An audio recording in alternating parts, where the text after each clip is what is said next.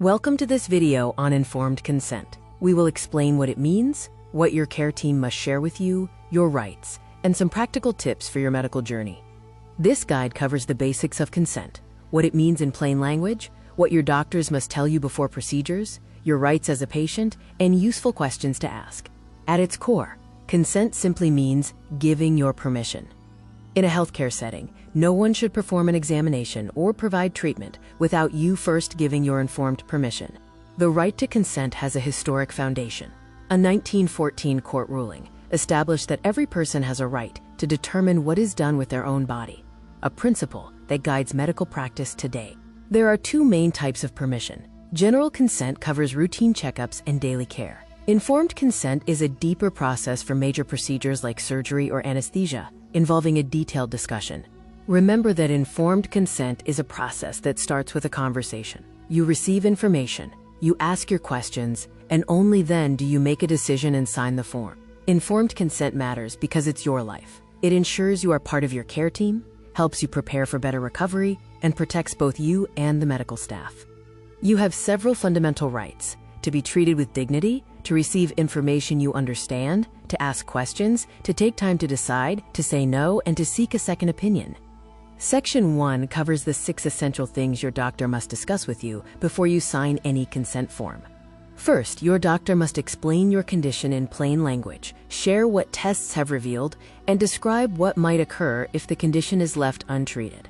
Second, they must outline the suggested treatment step by step, explain how it is intended to help you, and provide a realistic view of the chances of success. Third, you have the right to understand the full picture, including common risks, rare but serious complications, and potential difficulties during your recovery phase.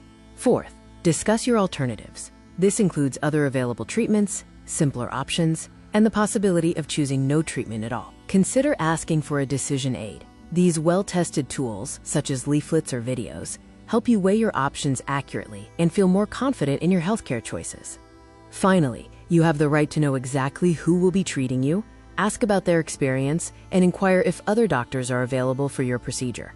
If the procedure can cause bleeding, your team must discuss blood transfusion with you. This involves a separate talk and a separate consent form. Section 2 is about your turn. This is your chance to ask questions and gain a clear understanding of your care, which is the whole point of this process. Remember, asking questions is your right. There are no silly questions when it comes to your own body. Good clinicians welcome your input, as it helps them help you better.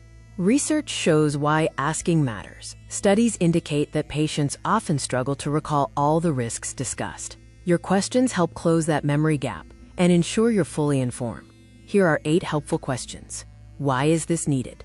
What exactly will be done? How will it help? What are the specific risks? What are other options? What if I wait? Who is performing the procedure? And what is the recovery process? Take your time. You don't have to decide instantly. Feel free to talk with family, ask for information in writing, and only sign the consent form when you truly feel ready. A simple but effective trick is the teach-back method. Listen to your doctor, repeat the information in your own words, let them clarify, and then decide. The teach-back method is proven to work. Research confirms that patients who repeat the plan in their own words understand their care significantly better. If you don't understand or need translation, speak up. Ask for simpler language, visual aids, or a professional hospital interpreter. Ensuring you understand is the medical team's responsibility. Professional interpreters are vital. Studies show that without them, consent is often not handled correctly. Never rely on partial understanding. Ask for an interpreter to protect your rights.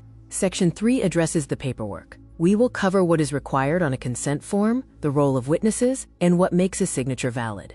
A written form is typically required for surgeries, anesthesia, blood transfusions, and specialized treatments like radiation or certain scans involving contrast dye. Many other routine treatments also require forms, such as biopsies, endoscopies, stitches, or laser treatments.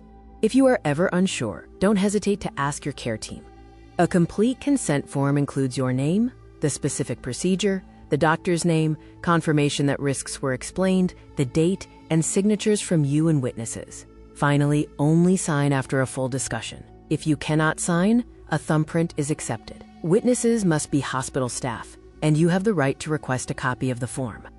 Let's talk about timing. A single procedure usually has a consent window of about 3 months. For repeat treatments, like a course of therapy, one form can cover up to a year. If it expires, don't worry. Your team will simply ask you to sign again.